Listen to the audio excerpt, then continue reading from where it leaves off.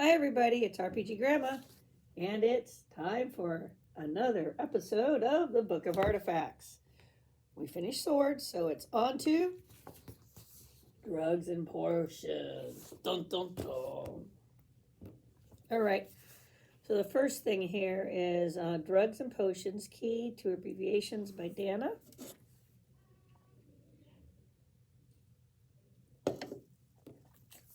All right. And so we got STA, saving throw adjustment. When the drug is first taken, the user saves on Constitution or Dungeon Master's option. If successful, all effects are halved, round fractions down, including those below. Okay. AD, addiction factor. That's good. Percentage chance of addiction per dose. AD means 80 percentage means the drug is 80 0 percentage means the drug is non-addictive. I like that. FB, flashback factor. Oh, this gets even better, guys. Percent chance of an original effects recurring in later stress situation, no time limit, roll once per melee, etc. for the rest of his life. Awesome.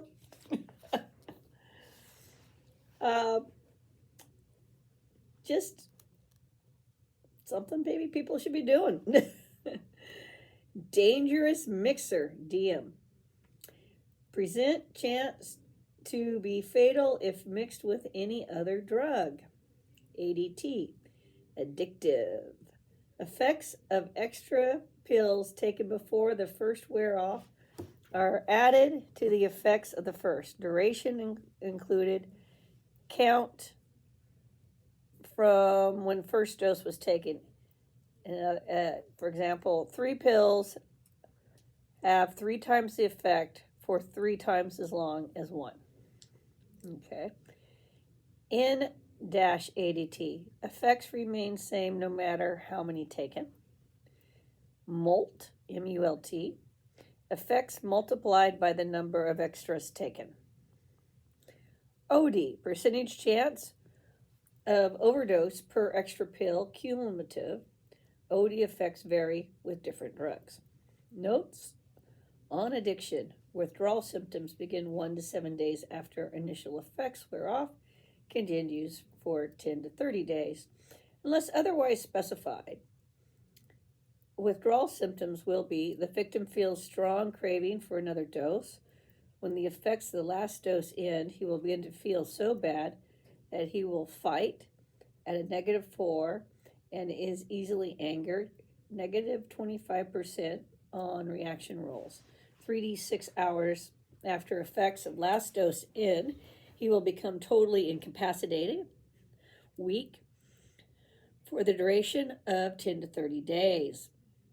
A pill taken at any time during withdrawal will relieve the ill effects, but will reestablish the addiction. If the pills have been taken for 10 or more days, a user will suffer severe addiction. When the effects of any dose wear off, he will be totally incapacitated. Weak for 1d4 days. It has a 10% each day non-cumulative to contract insanity, duration, Dungeon Master's option, see insanity tables, handbooks of traps and tricks from Dragon Tree. Prices given are per dose unless stated otherwise. Okay. So, right there we have fairly well thought out side effects taken drugs and potions, which, can't remember anybody really playing that unless we were playing like something more modern. But yeah, the time period, setting, general, um, doesn't make a difference. I mean, people were addicted to Coca-Cola when it had cocaine in it. Yeah, that's where it gets its name. And then when they took out the cocaine, they had to reformulate it. People went through withdrawals. Yeah, yeah. The old Coke, yeah, really could get you a buzz. So I mean, it's a legit thing. Angel dust. So right out the door here. That's the one's by Dana. It wholesales for 150 and retails for 600. Rare, small white capsules, white powder, not magic. This powder must be used by inhalation. Use multiply strength by 100 for 1d6 minutes, after which the user is delirious for 1d8 hours. During the first round, he takes 3d10 damage because his muscles are so strong that they snap his own bones. From then until the 1d8 hours are up, he takes another 1d4 each 10 minutes or each round if in melee, unless restrained from all movement because the broken bones are poking into internal organs. However, he will not be aware of any damage until all effects wear off. A second dose taken before the first has worn off causes death. Save Dungeon Master's option. Each later dose taken after the last has worn off has a 10% cumulative to cause death. Save Dungeon Master's option. Lapse of time does not help. So it says saving throw adjustment is a -6. Addiction factor is 0%. Flashback 10%. Dangerous mixer 0%. Non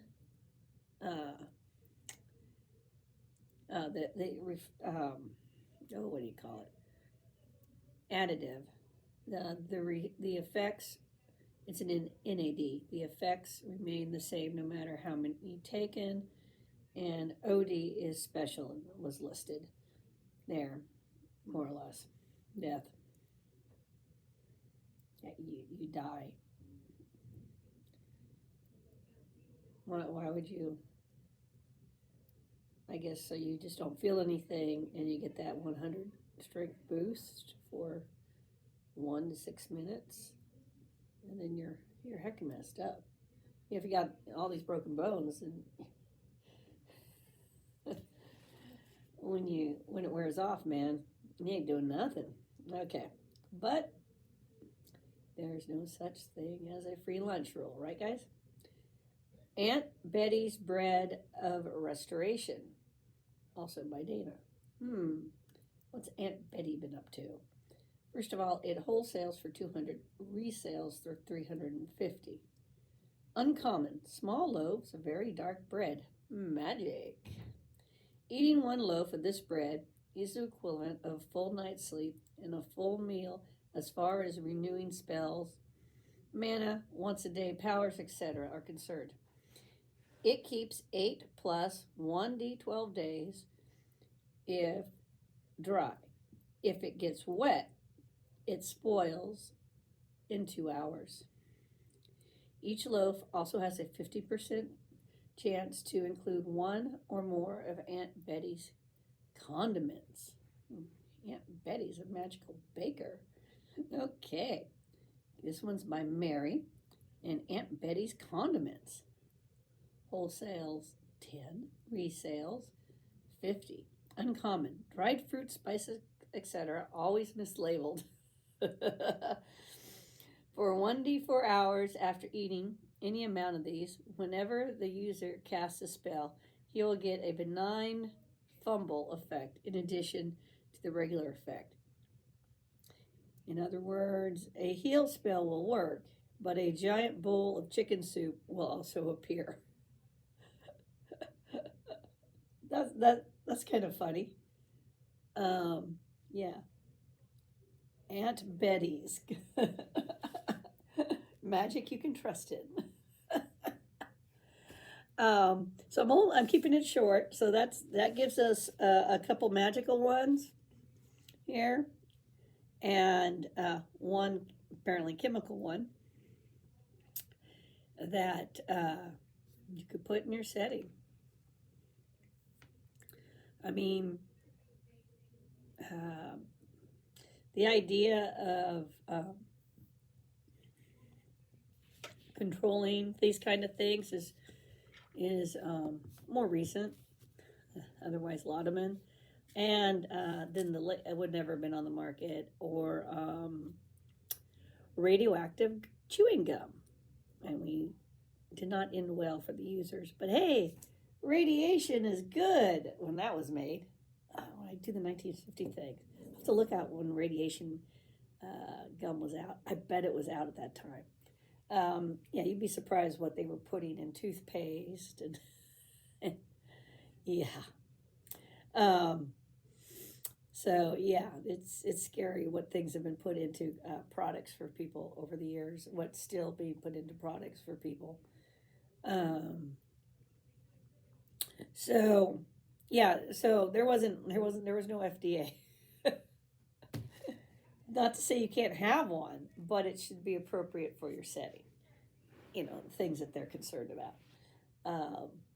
But you could also have the best bazaar in the known multiverse, where anything's possible to get, coming into the port there, So it's up to you guys. But yeah, we have probably, let's see, was it 1, 2, 3, 4 pages of drugs and potions, and some of these are probably going to be pretty cool. Some are probably going to be pretty scary.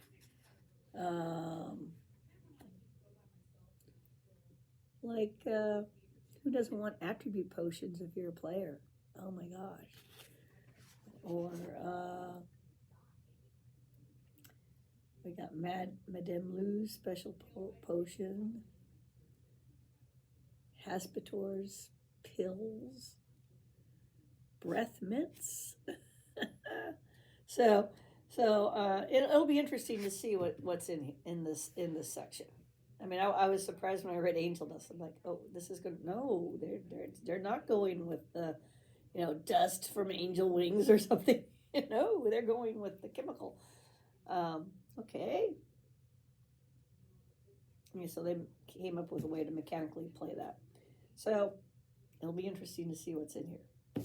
Might spark some ideas for your own campaigns, hopefully. So yes, a little bit of everything in here. Have a great day, and like, subscribe, comment, and in real life, don't do drugs. It rots the brain big time, unless you want to be talking to the telephone poles or dancing around with toilet paper in your hand in the middle of the intersection. Like, I totally see that too much. Or trying to illegally board a bus. Or picking a fight with someone's car that's parked on the side of the street. I mean, don't do drugs, kids. Just don't.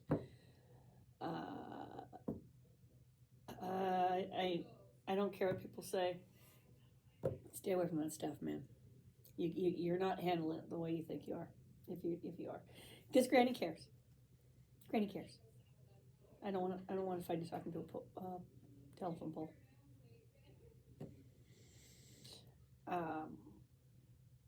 I had a neighbor. He now roams the streets of the county because of his drug problem. Last time I saw him, I bought him a burrito. So did another customer. That way he had like 2 meals. He'd clearly been in the hospital. He'd been recently released. The hospital wasn't too far away. And he clearly had a bad night. Lots of injuries. the fast food place. I won't say who they are. They were angry that we were getting them food, and we didn't know the man, and he clearly had a drug problem. And I said, "Yeah, I know. He developed it while he was a neighbor and lived 2 houses down from me.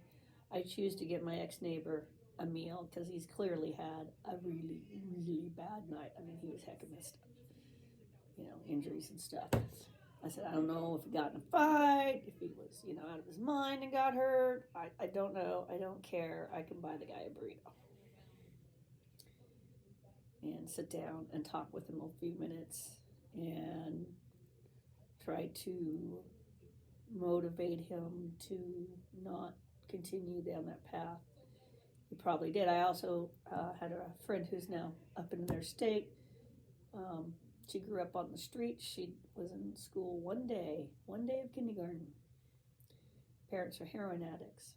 She spent most of her childhood homeless until some people figured out the teenager roaming around was homeless and was not in school.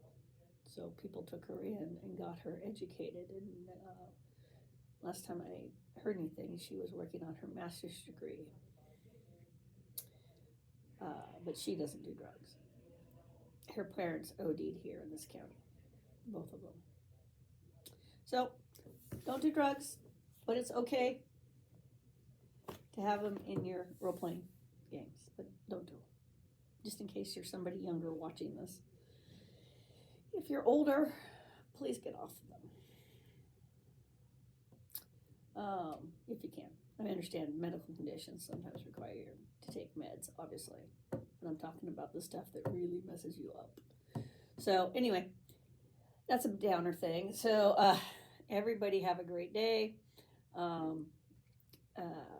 But yeah, think about what kind of medicines, what affects potions, and voodoo powders and all that kind of stuff. I wonder if they're going to have voodoo powders in there. If they don't, we need to make some.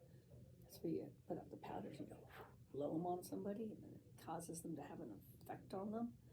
Yeah. And then how do you protect yourself from not being affected? Yeah.